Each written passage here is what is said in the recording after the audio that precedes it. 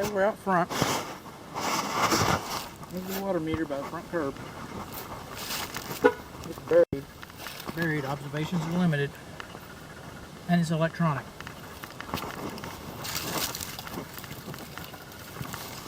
Electronic water meters are very difficult to ascertain if you've got a freshwater leak. I like to get that information if I can, but we're limited. This is the check valve for the lawn sprinkler system, and it's buried too. So it hasn't been serviced in the last year, that's for sure. This box should be excavated so you can reach your hands around those valves, and the floor should be lined with gravel to keep that from happening. So this is where they are, and that's where they're located. And that's about all the data I can collect. I'm walking along down. Got a lot of negative drainage towards the house here. That's a different, and these steps are not dimensionally uniform. And this handrail's too low. This is front exterior bib faucet. We're looking for between 40 and 60 psi. Wow. Get it a little tighter. And we got just a little over 100 psi. A lot of people say you can't get too much water pressure. Well, that's not true. It stresses out your system. It causes things to wear out faster. Leaks to occur more often. It's just not true.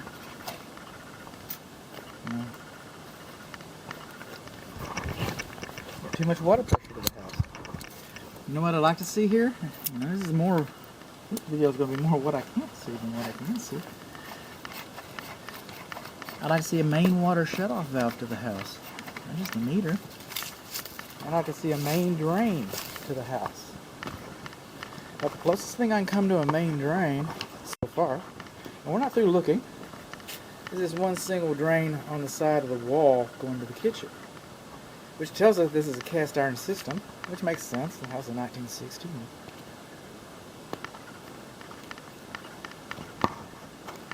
If I were buying this house, if I were buying my house, for that matter, again today, knowing what I know now, I'd have the drain plumbing scoped out.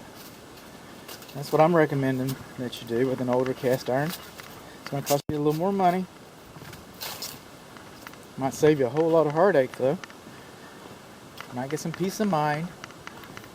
There's another faucet. Let's see, we got a main clean out? Don't have a main clean out.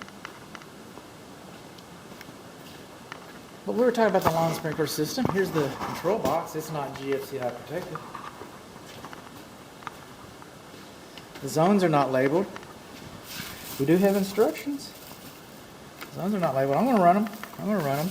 You know what I'm not seeing?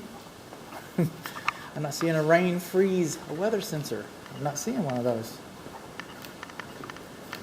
And this is kind of plumbing, so we'll just get in here in the laundry.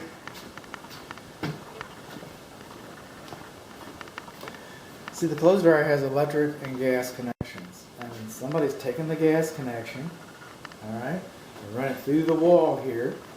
See where it's coming?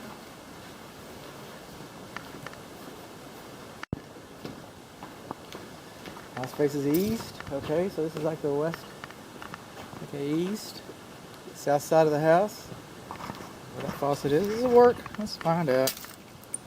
Yeah, it works. Okay. We want to know. This one does not have a vacuum breaker on it though. The others do. The swimming pool one does. And then that gas line comes out here. Out here. Comes to the fireplace. What is that about?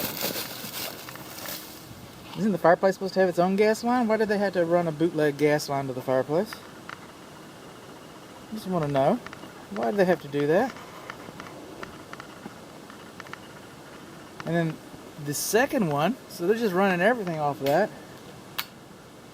And there's a gas pole light out here. This is beyond the scope of this inspection, but it's got copper gas lines.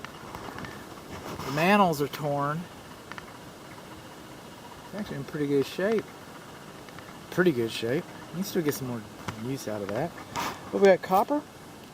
Not supposed to have copper gas lines. That should be aluminum. In fact, this one looks like it's aluminum. Okay. But this one's copper. It's going to the light over there. It's just kind of interesting how they did that. I don't understand. I do not understand.